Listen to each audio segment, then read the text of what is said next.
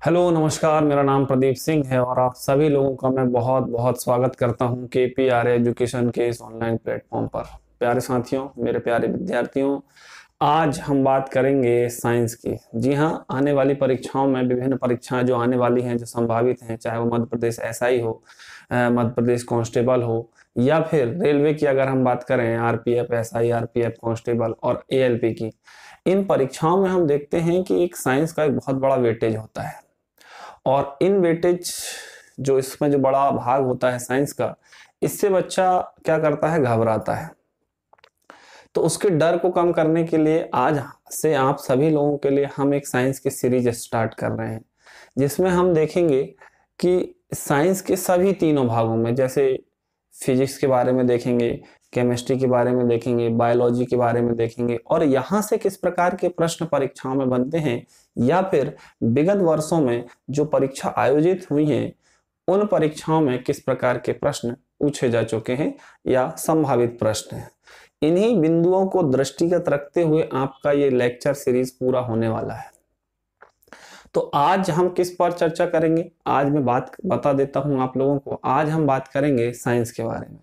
Science क्या है, विज्ञान क्या है, विज्ञान की परिभाषा क्या है। मतलब आज का ये जो भाग होने वाला है आप लोगों के लिए एक इंट्रोडक्टिव पार्ट होने वाला है, एक परिचयात्मक लेक्चर होने वाला है, एक प्रकार से कह सकते हैं कि जिसमें साइंस क्या है, विज्ञान क्या है, विज्ञान की परिभाषा क्या है, विज्ञान की कौन कौन सी शाखाओं या किन कौन भागों को हमें पढ़ना है, और किस परीक्षा में किस भाग का कितना वेटेज होता है।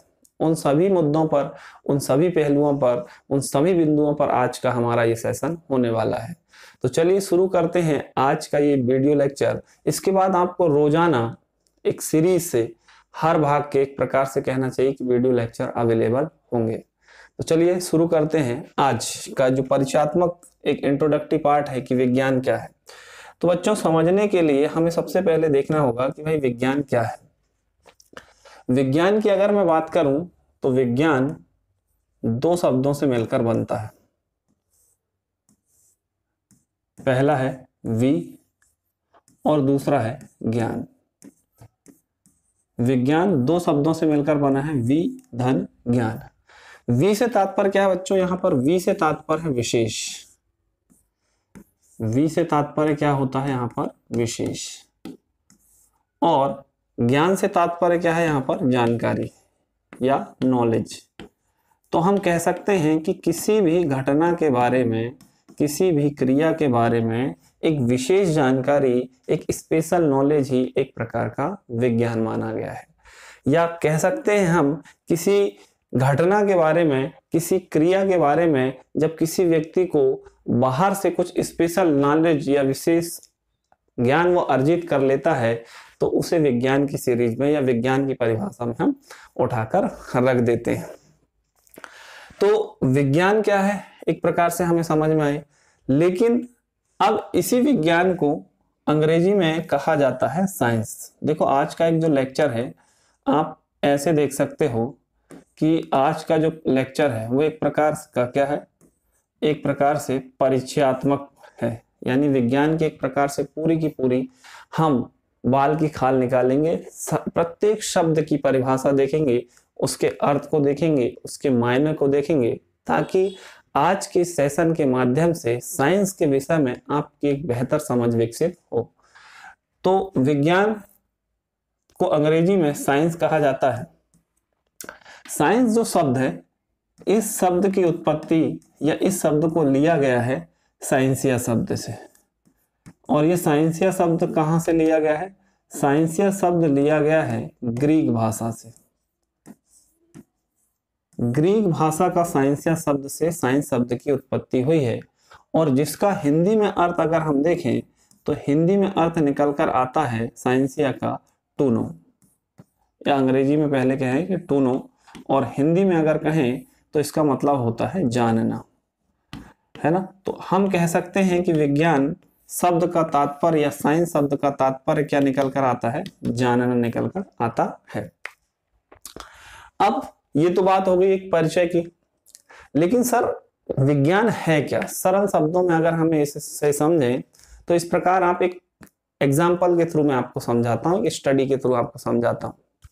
जैसे आपने डेली की जो घटना है, रोजमर्रा की जो दिनचर्या है आपकी, आपने देखा होगा कि आपके घर में दूध से दही बनता है, लेकिन दूध से दही बनने की प्रक्रिया में आपको इसके बारे में विशेष जानकारी हो कि दूध से दही में या दूध का दही बनना किस प्रक्रिया के द्वारा या किसके कारण संभव होता है, तो वही एक प्रकार का क्या है, विज्ञान। जैसे आपको पता हो कि जो दूध है, दूध में लैक्टोज पाई जाती है, lactose sugar, lactose sugar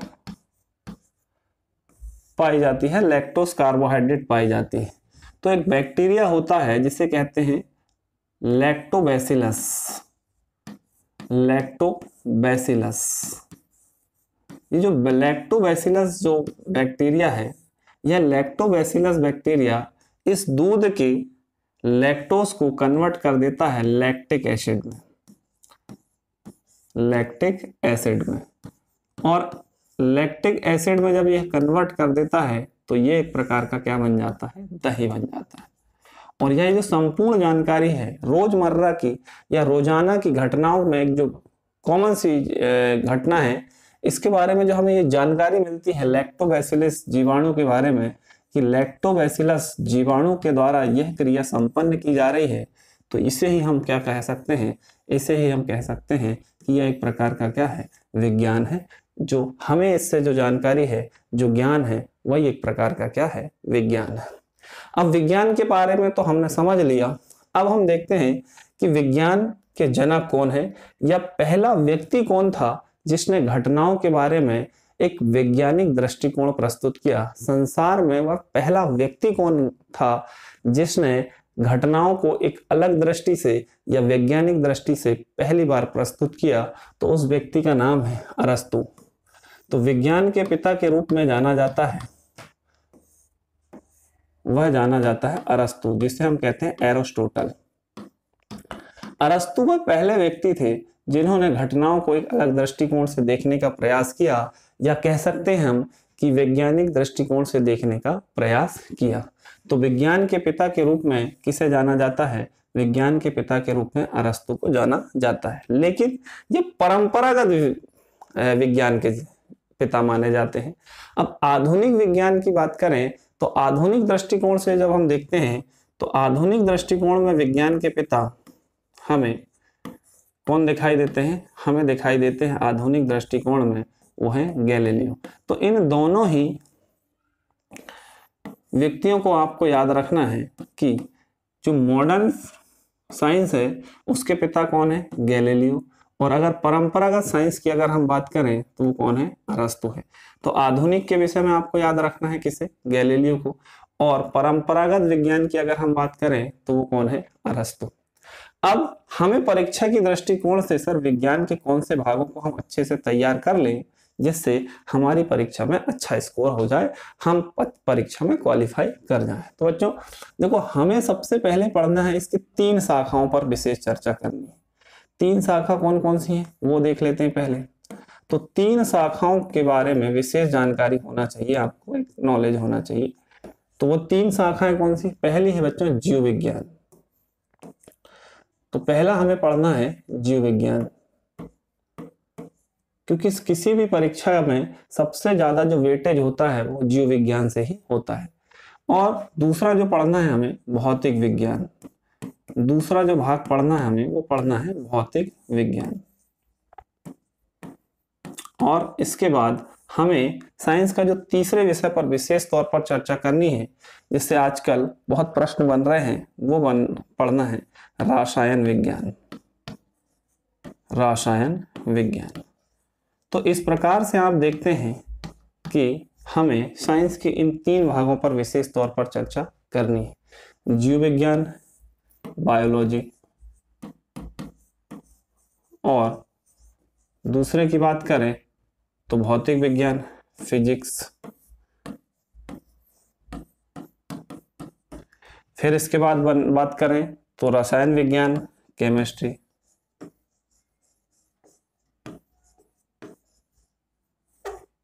chemistry तो इस प्रकार से हमें तीनों खंडों को विशेष तौर पर पढ़ना है। तो आज का हमारा जो लेक्चर होने वाला है वो किस पर होने वाला है? जीव विज्ञान पर, बायोलॉजी पर होने वाला है। तो पहले इसका भी एक परिचय ले लेते हैं, इसको भी समझ लेते हैं कि बायोलॉजी है क्या या जीव विज्ञान क्या है। देखिए, बायोलॉजी की अगर हम बात करें तो बायोलॉजी दो शब्दों से मिलकर बना है। इसमें आपको दो शब्द देखने को मिलेंगे। जो बायो जो शब्द बना है वो आया है ग्रीक भाषा के बायोस शब्द से, और जो लॉजी शब्द है वो आया है लोगस शब्द से। तो बायो का तात्पर्य क्या है, लोगस का तात्पर्य क्या है, इसका अर्थ क्या है? बायो का मतलब होता है सजीव, यानी जो लिविंग्स है। सजीवों की एक अपनी परिभाषा है। और लोगस का मतलब क्या है? लोगस का मतलब होता है अध्ययन करना या स्टडी करना। तो एक प्रकार से हम कह सकते हैं कि विज्ञान की वह शाखा जिसमें सजीवों का अध्ययन किया जाता है क्या कहलाती है? वह कहलाती है हमारी बायोलॉजी। और इसे कहें तो हम कह सकते हैं जीव विज्ञान। तो मुझे लगता है आपको ये क्लियर हुआ होगा कि भाई जीव विज्ञान क्या है। अब इस शब्द के बारे में हमने देखा कि बायोलॉजी जो शब्द है वो दो शब्दों से मिलकर बना है, एक बायो और दूसरा है लोगस। लेकिन इस शब्द का पहली बार प्रयोग किसने किया या इस शब्द को पहली बार दिया किसने, इसका प्रतिपादन किसने किया, इस शब्द को संसार में एक प्रकार से इसका नोमेनक्लेचर किसने किया?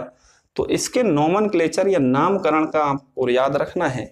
इस शब्द को देने वाले दो व्यक्ति, इसके नामकरण करने वाले दो व्यक्ति, पहला व्यक्ति लेमार्क और इसी के साथ ही दूसरे थे ट्रेविरेनस। तो आप देखते हैं कि इन दो व्यक्तियों ने पहली बार इस शब्द को संसार से परिचय कराया। और ये जो शब्द दिया इन्होंने, ये शब्द कब दिया? ये शब्द दिया इन्होंने सन 1802 में। सन 1802 में इस शब्द को पहली बार संसार से परिचय कराया दो व्यक्ति, दो वैज्ञानिक, एक का नाम है लेमार्क और दूसरे का नाम क्या है? ट्रेविरेनस। तो नोमेनक्लेचर की जब भी बात आए, नामकरण की जब भी बात आए, तो आपको इनका नाम विशेष तौर पर याद रखना है, लेमार्क और ट्रेविरेनस। 1802 शब्द कौन सा है? बायोलॉजी। ठीक, तो मुझे लगता है आपको समझ में आया होगा कि बायोलॉजी क्या है। तो बायोलॉजी विज्ञान की वह शाखा जिसके अंतर्गत हम सजीवों की लिविंग्स की बात करते हैं, लिविंग्स का अध्ययन करते हैं, सजीवों का अध्ययन करते हैं, उनके गुणों को पढ़ते हैं, उनके स्ट्रक्चर को पढ़ते हैं, उनके स्वभाव को पढ़ते हैं, उनके वर्गीकरण को पढ़ते हैं। ये सभी बायोलॉजी है। क्लियर हुआ? अब हम बात करते हैं कि भाई कि बायोलॉजी जो है, बायोलॉजी के पिता कौन है, यानी जनक कौन है? तो जीव विज्ञान के पिता, जीव विज्ञान के पिता। अब आपको लग रहा होगा कि सर जिसने नाम दिया है वही कौन होंगे? जीव विज्ञान के पिता। लेकिन ऐसा नहीं है। जीव विज्ञान के जो पिता है वो अलग है और इस शब्द को देने वाले अलग हैं। तो जीव विज्ञान के पिता माने जाते हैं अरस्तु। मैंने आपको पहले भी बताया हुआ है कि अरस्तु वह व्यक्ति है जिसने पहली बार संसार को किसी भी घटना के बारे में यह बताया कि हर घटना के पीछे कोई ना कोई साइंटिफिक रीजन है, कोई ना कोई वैज्ञानिक दृष्टिकोण है। इसीलिए जीव विज्ञान के पिता के रूप में हम किसे जानते हैं? अरस्तु को जानते हैं। अब एक परिचय अरस्तु का हो जाए ताकि आप इन्हें भूले ना। अरस्तु थे कहाँ के? ये ग्रीक के रहने वाले थे। ग्रीक, आजकल हम इसे किस नाम से जानते हैं? आजकल हम इसे कहते हैं यूनान। आपने पढ़ा होगा इतिहास में, यूनान का नाम बहुत चर्चे में रहता है। प्राचीन काल में विभिन्न नामों, विभिन्न कार्यों के लिए यूनान जाना जाता है, जिसमें खास तौर पर, विशेष तौर पर ये जाना जाता है ओलंपिक के लिए। तो प्राचीन काल में जो ग्रीक यूनान, और आजकल हम जिसे कहते हैं ग्रीस, तो यहीं के रहने वाले थे कौन? अरस्तु। अरस्तु को अगर हम देखें एथेंस के यूनान के इतिहास में या ग्रीस के इतिहास में, तो इन्हें एरिस्टोटल के नाम से जाना जाता है, लेकिन भारतीय इतिहास में ये अरस्तु के नाम से प्रसिद्ध है। अरस्तु कौन थे? ये तीसरी सदी ईसा पूर्व के एक महान दार्शनिक थे। तीसरी सदी ईसा पूर्व के महान दार्शनिकों में इनकी गिनती की जाती है। तो भारत के संदर्भ में, भारत के इतिहास में इनका वर्णन किस प्रकार मिलता है? याद होगा अगर आपको, भारतीय इतिहास में जब हम पढ़ते हैं, एक व्यक्ति को जिसका नाम था सिकंदर, सिकंदर के जो गुरु थे वो कौन थे? सिकंदर के जो शिक्षक थे वो कौन थे? वो अरस्तु थे। इस बात को आपको ध्यान रखना है। सिकंदर के शिक्षक या सिकंदर के गुरु कौन थे? सिकंदर के गुरु कौन थे? अरस्तु। तो मुझे लगता है इनका परिचय इतना सफिशिएंट है, पर्याप्त है। आगे बढ़ते हैं, इनके बारे में और बात करेंगे। और इनके बारे में कहाँ बात करेंगे? तो इनके बारे में बात करेंगे जब हम इतिहास की चर्चा करेंगे। आगे अगर हम बात करें तो ये हो गई, हमने बात को देखा। क्या देखा हमने? हमने देखा कि अरस्तु कौन थे। हमने देखा कि ये जो नामकरण है ये किसने किया, और ये नामकरण कब किया गया? ये नामकरण किया गया 1802 में। और जीव विज्ञान के पिता कौन है? तो जीव विज्ञान के पिता अरस्तु है। और ये कहाँ के रहने वाले थे? ग्रीक, यूनान या ग्रीस के रहने वाले थे। इनका काल कब का है? तीसरी सदी ईसा पूर्व का है। और सबसे इम्पोर्टेंट बात जो आपको याद रखनी है वो याद रखनी है कि ये सिकंदर के गुरु थे, सिकंदर के शिक्षक थे। तो यहाँ तक आपको क्लियर हुआ होगा। अब हम बात करते हैं आगे कि बायोलॉजी में भी हमें एक्चुअल में पढ़ना क्या है, या क्या बायोलॉजी की भी अन्य शाखाएं हैं? तो बिल्कुल हाँ हैं। बायोलॉजी की कौन कौन सी शाखाओं को हमें पढ़ना है? तो मुख्यतः इसकी 2 शाखाएं हैं। मुख्यतः इसकी कितनी शाखाएं हैं? 2। लेकिन वर्तमान परिदृश्य में जब हम इन चीजों को देखते हैं तो इसकी अब ये तीसरी शाखा भी विकसित हो चुकी है, और इस तीसरी शाखा का नाम भी हम बात करेंगे। तो वर्तमान परिदृश्य में बायोलॉजी की 3 शाखाएं। 3 शाखाएं कौन कौन सी? तो सबसे पहले हम बात करेंगे बायोलॉजी की पहली शाखा, जिसे कहते हैं जंतु विज्ञान। जंतु विज्ञान। दूसरी शाखा कौन सी है? वो है वनस्पति विज्ञान। और तीसरी जो शाखा है उसे कहते हैं सूक्ष्म जीव विज्ञान। सूक्ष्म जीव विज्ञान।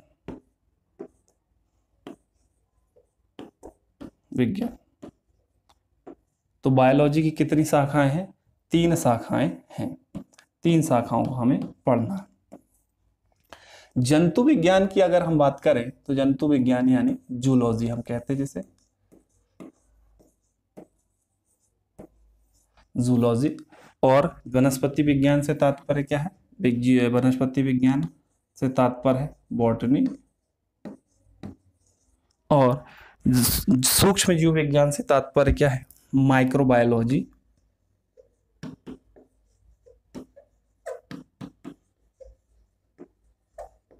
माइक्रोबायोलॉजी। तो इस प्रकार हम देखते हैं कि जीव विज्ञान की 3 ब्रांचेस यानी 3 शाखाओं को हमें पढ़ना है। जंतु विज्ञान, वनस्पति विज्ञान और सूक्ष्म जीव विज्ञान। तो अगर मैं बात करूं जंतु विज्ञान की, तो जंतु विज्ञान में हम देखते हैं कि जूलॉजी जो शब्द है, इसे हम अंग्रेजी में जूलॉजी जो नाम देते हैं, इस शब्द में भी एक अर्थ छिपा हुआ है।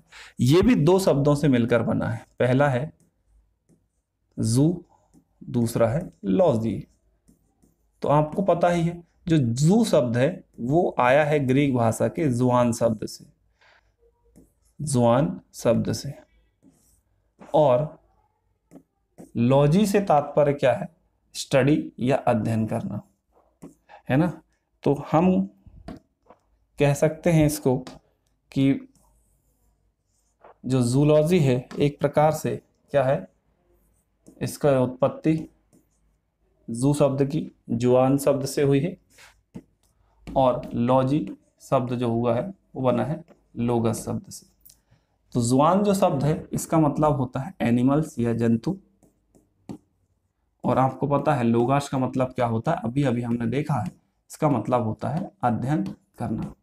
तो ये हम इसको एक बार पुनः मैं रिपीट करता हूं कि जू शब्द आया है जुआन शब्द से, लॉजी शब्द आया है लोगस शब्द से। जू का मतलब या जुआन का मतलब क्या निकलता है, जंतु, और लोगस का मतलब क्या निकलता है, अध्ययन करना। मैं इसको परिभाषित इस प्रकार कर रहा हूं कि विज्ञान की वह शाखा जिसके अंतर्गत जंतुओं का अध्ययन किया जाता है, प्राणियों का अध्ययन किया जाता है, उसी विज्ञान की शाखा को जंतु विज्ञान कहा जाता है, जूलॉजी कहा जाता है। क्लियर हुआ। अब ये जो जूलॉजी शब्द है या जूलॉजी के जो पिता है वो भी कौन है, अरस्तु है। अरस्तु का नाम 3 बार अभी अभी हमने आज के सेशन में देखा। पहली बार विज्ञान के पिता अरस्तु, दूसरी जीव विज्ञान के पिता अरस्तु, और जब जंतु विज्ञान की भी बात हो जाए तो जंतु विज्ञान के भी पिता कौन, अरस्तु है। क्लियर हुआ यहां तक। इसके बाद हम बात करते हैं वनस्पति की, वनस्पति विज्ञान यानी इसके जो शब्द है बॉटनी शब्द के। तो मैं दूसरी स्लाइड ले लेता हूं इसके लिए। जो बॉटनी शब्द है वो बॉटनी शब्द है, ये भी 2 शब्दों से मिलकर बना है। पहला शब्द है इसमें बोटेन, ये भी ग्रीक भाषा का शब्द है। बोटेन का मतलब होता है जड़ी, या आप इसे कह सकते हैं पादप या बूटी।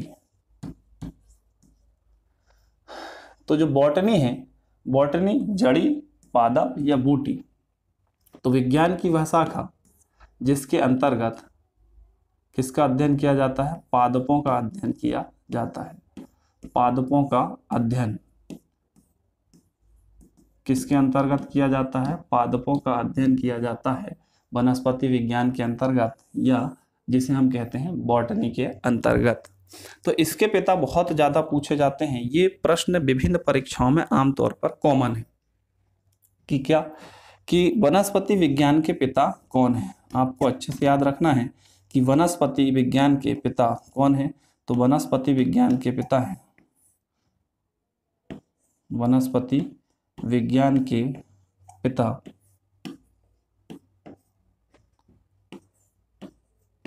वो हैं थियोफ्रेस्टस। कौन है, थियोफ्रेस्टस।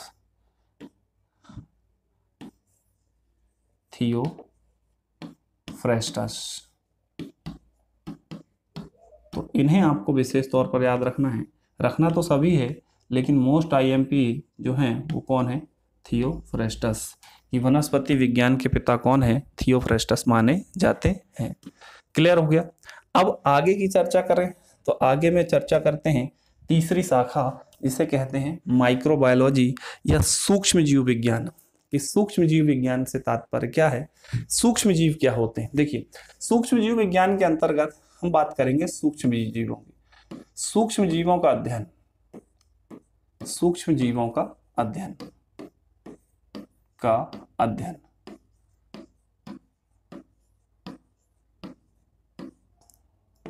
क्या कहलाता है, सूक्ष्म जीव विज्ञान कहलाता है। तो सूक्ष्म जीव विज्ञान के अंतर्गत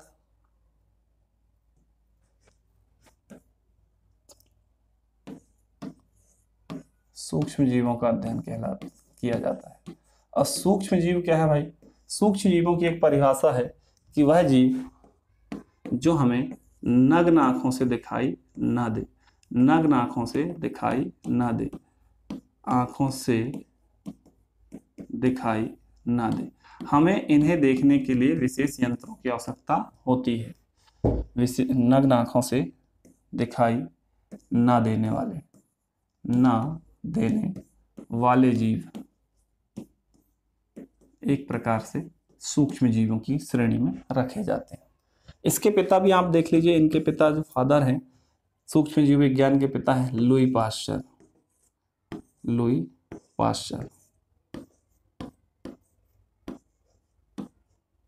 लुई पाश्चर। तो इनको भी आपको याद रखना है कि ये किसके पिता है, ये किसके जनक माने जाते हैं, सूक्ष्म जीव विज्ञान के पिता या जनक माने जाते हैं। मुझे लगता है यहाँ तक आपको चीज़ें बहुत अच्छे से क्लियर हुई होंगी। तो आज के लिए इतना ही रखते हैं, बाकी पढ़ेंगे हम कल। हेलो नमस्कार, मेरा नाम प्रदीप सिंह है और आप सभी लोगों का मैं बहुत बहुत स्वागत करता हूं KPRA एजुकेशन के इस ऑनलाइन प्लेटफॉर्म पर। प्यारे साथियों, मेरे प्यारे विद्यार्थियों, आज हम बात करेंगे साइंस की। जी हाँ, आने वाली परीक्षाओं में विभिन्न परीक्षाएं जो आने वाली हैं, जो संभावित हैं, चाहे वो मध्य प्रदेश SI हो, मध्य प्रदेश कांस्टेबल हो, या फिर रेलवे की अगर हम बात करें RPF SI, RPF कांस्टेबल और ALP की, इन परीक्षाओं में हम देखते हैं कि एक साइंस का एक बहुत बड़ा वेटेज होता है। और इन वेटेज जो इसमें जो बड़ा भाग होता है साइंस का, इससे बच्चा क्या करता है, घबराता है। तो उसके डर को कम करने के लिए आज से आप सभी लोगों के लिए हम एक साइंस की सीरीज स्टार्ट कर रहे हैं, जिसमें हम देखेंगे कि साइंस के सभी तीनों भागों में, जैसे फिजिक्स के बारे में देखेंगे, केमिस्ट्री के बारे में देखेंगे, बायोलॉजी के बारे में देखेंगे, और यहाँ से किस प्रकार के प्रश्न परीक्षाओं में बनते हैं, या फिर विगत वर्षों में जो परीक्षा आयोजित हुई हैं उन परीक्षाओं में किस प्रकार के प्रश्न पूछे जा चुके हैं या संभावित प्रश्न हैं। इन्हीं बिंदुओं को दृष्टिगत रखते हुए आपका ये लेक्चर सीरीज पूरा होने वाला है। तो आज हम किस पर चर्चा करेंगे, आज मैं बात बता देता हूं आप लोगों को। आज हम बात करेंगे साइंस के बारे में। साइंस क्या है, विज्ञान क्या है, विज्ञान की परिभाषा क्या है। मतलब आज का ये जो भाग होने वाला है आप लोगों के लिए एक इंट्रोडक्टिव पार्ट होने वाला है, एक परिचयात्मक लेक्चर होने वाला है, एक प्रकार से कह सकते हैं कि जिसमें साइंस क्या है, विज्ञान क्या है, विज्ञान की परिभाषा क्या है, विज्ञान की कौन कौन सी शाखाओं या किन कौन भागों को हमें पढ़ना है, और किस परीक्षा में किस भाग का कितना वेटेज होता है। उन सभी मुद्दों पर, उन सभी पहलुओं पर, उन सभी बिंदुओं पर आज का हमारा ये सेशन होने वाला है। तो चलिए शुरू करते हैं आज का ये वीडियो लेक्चर। इसके बाद आपको रोजाना एक सीरीज से हर भाग के एक प्रकार से कहना चाहिए कि वीडियो लेक्चर अवेलेबल होंगे। तो चलिए शुरू करते हैं आज का जो परिचयात्मक एक इंट्रोडक्टिव पार्ट है कि विज्ञान क्या है। तो बच्चों, समझने के लिए हमें सबसे पहले देखना होगा कि भाई विज्ञान क्या है। विज्ञान की अगर मैं बात करूं तो विज्ञान दो शब्दों से मिलकर बनता है। पहला है वी और दूसरा है ज्ञान। विज्ञान दो शब्दों से मिलकर बना है, वी धन ज्ञान। वी से तात्पर्य क्या है बच्चों, यहां पर वी से तात्पर्य है विशेष। वी से तात्पर्य क्या होता है यहां पर, विशेष। और ज्ञान से तात्पर्य क्या है यहां पर, जानकारी या नॉलेज। तो हम कह सकते हैं कि किसी भी घटना के बारे में, किसी भी क्रिया के बारे में एक विशेष जानकारी, एक स्पेशल नॉलेज ही एक प्रकार का विज्ञान माना गया है। या कह सकते हैं हम किसी घटना के बारे में, किसी क्रिया के बारे में जब किसी व्यक्ति को बाहर से कुछ स्पेशल नॉलेज या विशेष ज्ञान वो अर्जित कर लेता है तो उसे विज्ञान की सीरीज में या विज्ञान की परिभाषा में हम उठाकर रख देते हैं। तो विज्ञान क्या है एक प्रकार से हमें समझ में आए, लेकिन अब इसी विज्ञान को अंग्रेजी में कहा जाता है साइंस। देखो आज का एक जो लेक्चर है आप ऐसे देख सकते हो कि आज का जो लेक्चर है वो एक प्रकार का क्या है, एक प्रकार से परिचयात्मक है। यानी विज्ञान की एक प्रकार से पूरी की पूरी हम बाल की खाल निकालेंगे, प्रत्येक शब्द की परिभाषा देखेंगे, उसके अर्थ को देखेंगे, उसके मायने को देखेंगे, ताकि आज के सेशन के माध्यम से साइंस के विषय में आपकी एक बेहतर समझ विकसित हो। तो विज्ञान को अंग्रेजी में साइंस कहा जाता है। साइंस जो शब्द है, इस शब्द की उत्पत्ति या इस शब्द को लिया गया है साइंसिया शब्द से। और ये साइंसिया शब्द कहाँ से लिया गया है, साइंसिया शब्द लिया गया है ग्रीक भाषा से। ग्रीक भाषा का साइंसिया शब्द से साइंस शब्द की उत्पत्ति हुई है, और जिसका हिंदी में अर्थ अगर हम देखें तो हिंदी में अर्थ निकलकर आता है साइंसिया का टू नो, या अंग्रेजी में पहले कहें कि टू नो, और हिंदी में अगर कहें तो इसका मतलब होता है जानना, है ना। तो हम कह सकते हैं कि विज्ञान शब्द का तात्पर्य या साइंस शब्द का तात्पर्य क्या निकल कर आता है? जानना निकल कर आता है। अब ये तो बात हो गई एक परिचय की, लेकिन सर विज्ञान है क्या? सरल शब्दों में अगर हमें इसे समझें तो इस प्रकार आप एक एग्जाम्पल के थ्रू मैं आपको समझाता हूँ, स्टडी के थ्रू आपको समझाता हूँ।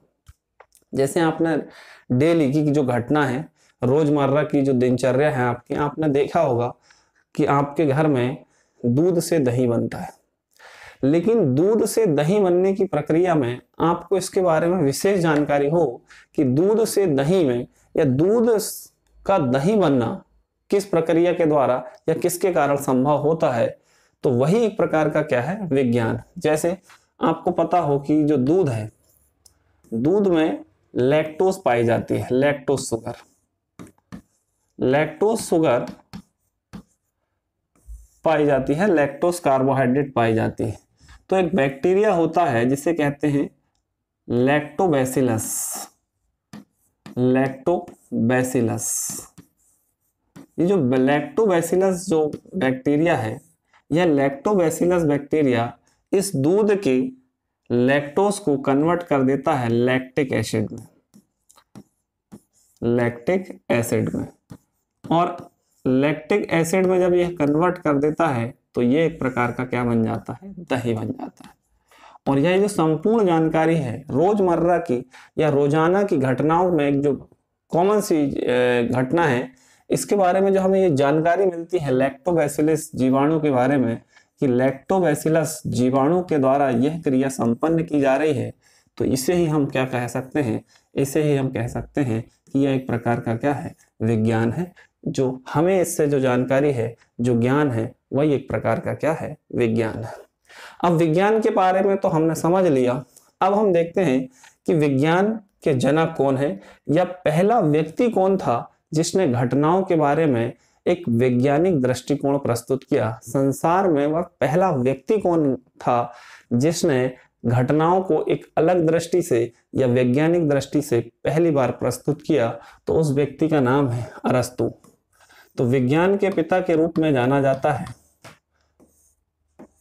वह जाना जाता है अरस्तु, जिसे हम कहते हैं एरिस्टोटल।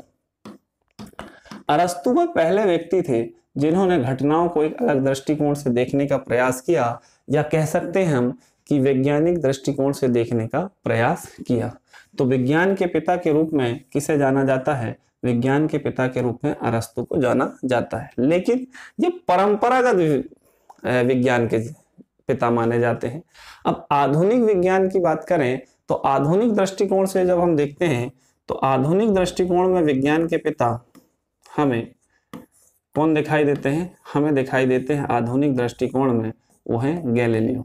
तो इन दोनों ही व्यक्तियों को आपको याद रखना है कि जो मॉडर्न साइंस है उसके पिता कौन है? गैलीलियो। और अगर परंपरागत साइंस की अगर हम बात करें तो वो कौन है? अरस्तु है। तो आधुनिक के विषय में आपको याद रखना है किसे? गैलीलियो को। और परंपरागत विज्ञान की अगर हम बात करें तो वो कौन है? अरस्तु। अब हमें परीक्षा की दृष्टिकोण से सर विज्ञान के कौन से भागों को हम अच्छे से तैयार कर लें जिससे हमारी परीक्षा में अच्छा स्कोर हो जाए, हम परीक्षा में क्वालिफाई कर जाएं। तो बच्चों देखो, हमें सबसे पहले पढ़ना है, इसकी 3 शाखाओं पर विशेष चर्चा करनी है। 3 शाखा कौन कौन सी हैं वो देख लेते हैं पहले। तो 3 शाखाओं के बारे में विशेष जानकारी होना चाहिए, आपको एक नॉलेज होना चाहिए। तो वो 3 शाखाएं कौन सी? पहली है बच्चों जीव विज्ञान। तो पहला हमें पढ़ना है जीव विज्ञान, क्योंकि किसी भी परीक्षा में सबसे ज्यादा जो वेटेज होता है वो जीव विज्ञान से ही होता है। और दूसरा जो पढ़ना है हमें भौतिक विज्ञान। दूसरा जो भाग पढ़ना है हमें वो पढ़ना है भौतिक विज्ञान। और इसके बाद हमें साइंस का जो तीसरे विषय पर विशेष तौर पर चर्चा करनी है, जिससे आजकल बहुत प्रश्न बन रहे हैं, वो पढ़ना है रसायन विज्ञान। रसायन विज्ञान। तो इस प्रकार से आप देखते हैं कि हमें साइंस के इन 3 भागों पर विशेष तौर पर चर्चा करनी है। जीव विज्ञान, बायोलॉजी, और दूसरे की बात करें तो भौतिक विज्ञान, फिजिक्स। फिर इसके बाद बात करें तो रसायन विज्ञान, केमिस्ट्री,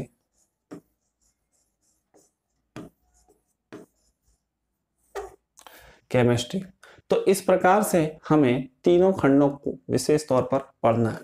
तो आज का हमारा जो लेक्चर होने वाला है वो किस पर होने वाला है? जीव विज्ञान पर, बायोलॉजी पर होने वाला है। तो पहले इसका भी एक परिचय ले लेते हैं, इसको भी समझ लेते हैं कि बायोलॉजी है क्या या जीव विज्ञान क्या है। देखिए, बायोलॉजी की अगर हम बात करें तो बायोलॉजी दो शब्दों से मिलकर बना है। इसमें आपको दो शब्द देखने को मिलेंगे।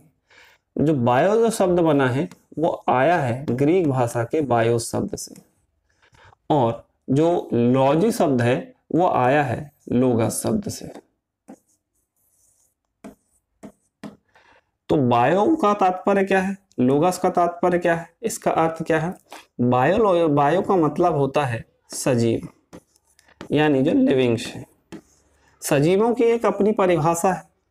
और लोगस का मतलब क्या है? लोगस का मतलब होता है अध्ययन करना या स्टडी करना। तो एक प्रकार से हम कह सकते हैं कि विज्ञान की वह शाखा जिसमें सजीवों का अध्ययन किया जाता है क्या कहलाती है?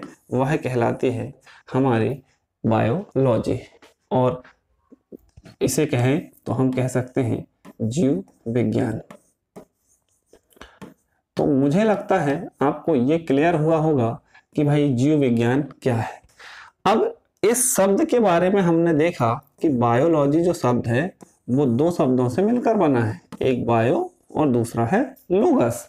लेकिन इस शब्द का पहली बार प्रयोग किसने किया या इस शब्द को पहली बार दिया किसने, इसका प्रतिपादन किसने किया, इस शब्द को संसार में एक प्रकार से इसका नोमेनक्लेचर किसने किया? तो इसके नोमेनक्लेचर या नामकरण का आपको याद रखना है। इस शब्द को देने वाले दो व्यक्ति, इसके नामकरण करने वाले दो व्यक्ति, पहला व्यक्ति लेमार्क और इसी के साथ ही दूसरे थे ट्रेवीरेनस। तो आप देखते हैं कि इन दो व्यक्तियों ने पहली बार इस शब्द को संसार से परिचय कराया। और ये जो शब्द दिया इन्होंने, ये शब्द कब दिया? ये शब्द दिया इन्होंने सन 1802 में। सन 1802 में इस शब्द को पहली बार संसार से परिचय कराया दो व्यक्ति, दो वैज्ञानिक, एक का नाम है लेमार्क और दूसरे का नाम क्या है? ट्रेवीरेनस। तो नोमेनक्लेचर की जब भी बात आए, नामकरण की जब भी बात आए, तो आपको इनका नाम विशेष तौर पर याद रखना है, लेमार्क और ट्रेवीरेनस। 1802 शब्द कौन सा है? बायोलॉजी। ठीक, तो मुझे लगता है आपको समझ में आया होगा कि बायोलॉजी क्या है। तो बायोलॉजी विज्ञान की वह शाखा जिसके अंतर्गत हम सजीवों की लिविंग्स की बात करते हैं, लिविंग्स का अध्ययन करते हैं, सजीवों का अध्ययन करते हैं, उनके गुणों को पढ़ते हैं, उनके स्ट्रक्चर को पढ़ते हैं, उनके स्वभाव को पढ़ते हैं, उनके वर्गीकरण को पढ़ते हैं, ये सभी बायोलॉजी है। क्लियर हुआ? अब हम बात करते हैं कि भाई कि बायोलॉजी जो है, बायोलॉजी के पिता कौन है, यानी जनक कौन है? तो जीव विज्ञान के पिता, जीव विज्ञान के पिता। अब आपको लग रहा होगा कि सर जिसने नाम दिया है वही कौन होंगे? जीव विज्ञान के पिता। लेकिन ऐसा नहीं है। जीव विज्ञान के जो पिता है वो अलग है और इस शब्द को देने वाले अलग हैं। तो जीव विज्ञान के पिता माने जाते हैं अरस्तु। मैंने आपको पहले भी बताया हुआ है कि अरस्तु वह व्यक्ति है जिसने पहली बार संसार को किसी भी घटना के बारे में यह बताया कि हर घटना के पीछे कोई ना कोई साइंटिफिक रीजन है, कोई ना कोई वैज्ञानिक दृष्टिकोण है। इसीलिए जीव विज्ञान के पिता के रूप में हम किसे जानते हैं? अरस्तु को जानते हैं। अब एक परिचय अरस्तु का हो जाए ताकि आप इन्हें भूले ना। अरस्तु थे कहाँ के? ये ग्रीक के रहने वाले थे। ग्रीक, आजकल हम इसे किस नाम से जानते हैं? आजकल हम इसे कहते हैं यूनान। आपने पढ़ा होगा इतिहास में, यूनान का नाम बहुत चर्चे में रहता है। प्राचीन काल में विभिन्न नामों विभिन्न कार्यों के लिए यूनान जाना जाता है, जिसमें खास तौर पर विशेष तौर पर ये जाना जाता है ओलंपिक के लिए। तो प्राचीन काल में जो ग्रीक, यूनान और आजकल हम जिसे कहते हैं ग्रीस, तो यहीं के रहने वाले थे कौन? अरस्तु। अरस्तु को अगर हम देखें एथेंस के यूनान के इतिहास में या ग्रीस के इतिहास में, तो इन्हें एरिस्टोटल के नाम से जाना जाता है, लेकिन भारतीय इतिहास में ये अरस्तु के नाम से प्रसिद्ध है। अरस्तु कौन थे? ये तीसरी सदी ईसा पूर्व के एक महान दार्शनिक थे। तीसरी सदी ईसा पूर्व के महान दार्शनिकों में इनकी गिनती की जाती है। तो भारत के संदर्भ में, भारत के इतिहास में इनका वर्णन किस प्रकार मिलता है? याद होगा अगर आपको, भारतीय इतिहास में जब हम पढ़ते हैं, एक व्यक्ति को जिसका नाम था सिकंदर, सिकंदर के जो गुरु थे वो कौन थे? सिकंदर के जो शिक्षक थे वो कौन थे? वो अरस्तु थे। इस बात को आपको ध्यान रखना है। सिकंदर के शिक्षक या सिकंदर के गुरु कौन थे? सिकंदर के गुरु कौन थे? अरस्तु। तो मुझे लगता है इनका परिचय इतना सफिशिएंट है, पर्याप्त है। आगे बढ़ते हैं, इनके बारे में और बात करेंगे। और इनके बारे में कहाँ बात करेंगे? तो इनके बारे में बात करेंगे जब हम इतिहास की चर्चा करेंगे। आगे अगर हम बात करें तो ये हो गई, हमने बात को देखा। क्या देखा हमने देखा कि अरस्तु कौन थे। हमने देखा कि ये जो नामकरण है ये किसने किया, और ये नामकरण कब किया गया? ये नामकरण किया गया 1802 में। और जीव विज्ञान के पिता कौन है? तो जीव विज्ञान के पिता अरस्तु है। और ये कहाँ के रहने वाले थे? ग्रीक, यूनान या ग्रीस के रहने वाले थे। इनका काल कब का है? तीसरी सदी ईसा पूर्व का है। और सबसे इम्पोर्टेंट बात जो आपको याद रखनी है वो याद रखनी है कि ये सिकंदर के गुरु थे, सिकंदर के शिक्षक थे। तो यहाँ तक आपको क्लियर हुआ होगा। अब हम बात करते हैं आगे कि बायोलॉजी में भी हमें एक्चुअल में पढ़ना क्या है, या क्या बायोलॉजी की भी अन्य शाखाएं हैं? तो बिल्कुल हाँ हैं। बायोलॉजी की कौन कौन सी शाखाओं को हमें पढ़ना है? तो मुख्यतः इसकी 2 शाखाएं हैं। मुख्यतः इसकी कितनी शाखाएं हैं? 2। लेकिन वर्तमान परिदृश्य में जब हम इन चीज़ों को देखते हैं तो इसकी अब ये तीसरी शाखा भी विकसित हो चुकी है, और इस तीसरी शाखा का नाम भी हम बात करेंगे। तो वर्तमान परिदृश्य में बायोलॉजी की 3 शाखाएं। 3 शाखाएं कौन कौन सी? तो सबसे पहले हम बात करेंगे बायोलॉजी की पहली शाखा, जिसे कहते हैं जंतु विज्ञान। जंतु विज्ञान। दूसरी शाखा कौन सी है? वो है वनस्पति विज्ञान। और तीसरी जो शाखा है उसे कहते हैं सूक्ष्म जीव विज्ञान। सूक्ष्म जीव विज्ञान।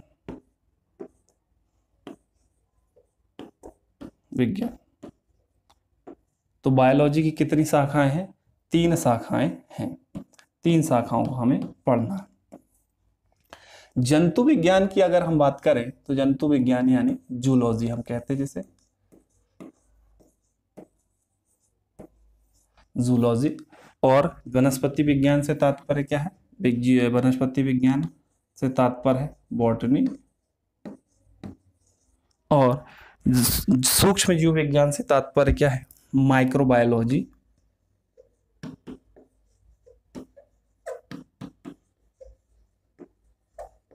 माइक्रोबायोलॉजी। तो इस प्रकार हम देखते हैं कि जीव विज्ञान की 3 ब्रांचेस यानी 3 शाखाओं को हमें पढ़ना है।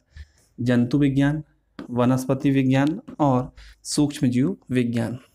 तो अगर मैं बात करूं जंतु विज्ञान की, तो जंतु विज्ञान में हम देखते हैं कि जूलॉजी जो शब्द है, इसे हम अंग्रेजी में जूलॉजी जो नाम देते हैं, इस शब्द में भी एक अर्थ छिपा हुआ है। ये भी 2 शब्दों से मिलकर बना है। पहला है जू, दूसरा है लॉजी। तो आपको पता ही है जो जू शब्द है वो आया है ग्रीक भाषा के जुआन शब्द से। जुआन शब्द से। और लॉजी से तात्पर्य क्या है? स्टडी या अध्ययन करना, है ना। तो हम कह सकते हैं इसको कि जो जूलॉजी है एक प्रकार से क्या है, इसका उत्पत्ति जू शब्द की जुआन शब्द से हुई है, और लॉजी शब्द जो हुआ है वो बना है लोगस शब्द से।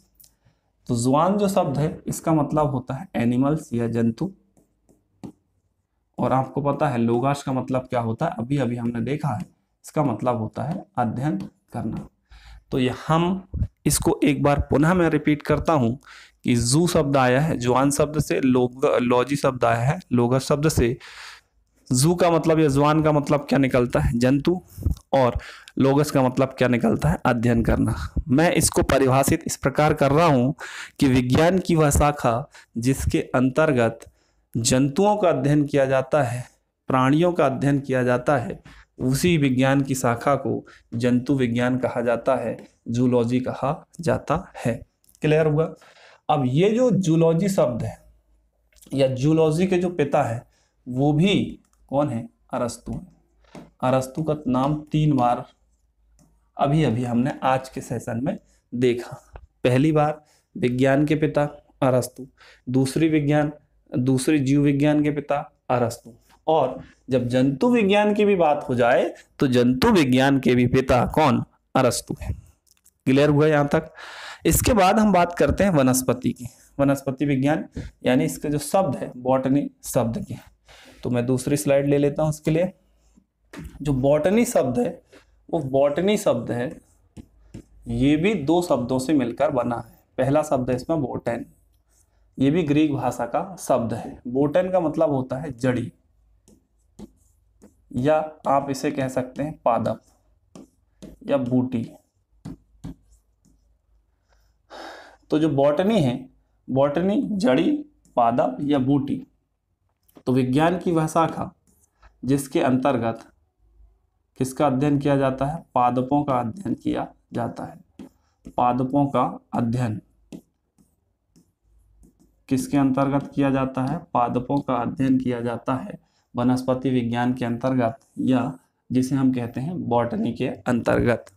तो इसके पिता बहुत ज्यादा पूछे जाते हैं। ये प्रश्न विभिन्न परीक्षाओं में आमतौर पर कॉमन है कि क्या, कि वनस्पति विज्ञान के पिता कौन है। आपको अच्छे से याद रखना है कि वनस्पति विज्ञान के पिता कौन है। तो वनस्पति विज्ञान के पिता हैं, वनस्पति विज्ञान के पिता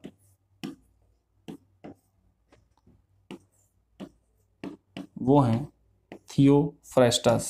कौन है, थियोफ्रेस्टस। थियोफ्रेस्टस। तो इन्हें आपको विशेष तौर पर याद रखना है। रखना तो सभी है लेकिन मोस्ट आईएमपी जो हैं वो कौन है, थियोफ्रेस्टस। ये वनस्पति विज्ञान के पिता कौन है, थियोफ्रेस्टस माने जाते हैं। क्लियर हो गया? अब आगे की चर्चा करें तो आगे में चर्चा करते हैं तीसरी शाखा जिसे कहते हैं माइक्रोबायोलॉजी या सूक्ष्म जीव विज्ञान। इस सूक्ष्म जीव विज्ञान से तात्पर्य क्या है, सूक्ष्म जीव क्या होते हैं। देखिए, सूक्ष्म जीव विज्ञान के अंतर्गत हम बात करेंगे सूक्ष्म जीवों की। सूक्ष्म जीवों का अध्ययन, सूक्ष्म जीवों का अध्ययन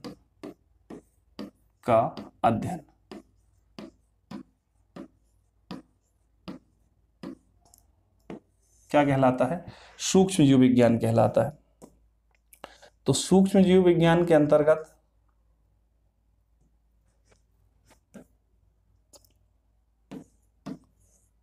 सूक्ष्म जीवों का अध्ययन किया जाता है।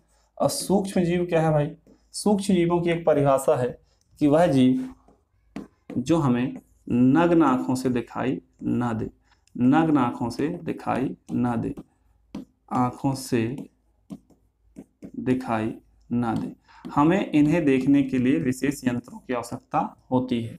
नग्न आंखों से दिखाई ना देने वाले जीव एक प्रकार से सूक्ष्म जीवों की श्रेणी में रखे जाते हैं। इसके पिता भी आप देख लीजिए, इनके पिता जो फादर हैं सूक्ष्म जीव विज्ञान के पिता हैं Louis Pasteur. Louis Pasteur, Louis Pasteur. तो इनको भी आपको याद रखना है कि ये किसके पिता है, ये किसके जनक माने जाते हैं, सूक्ष्म जीव विज्ञान के पिता या जनक माने जाते हैं। मुझे लगता है यहाँ तक आपको चीज़ें बहुत अच्छे से क्लियर हुई होंगी। तो आज के लिए इतना ही रखते हैं, बाकी पढ़ेंगे हम कल।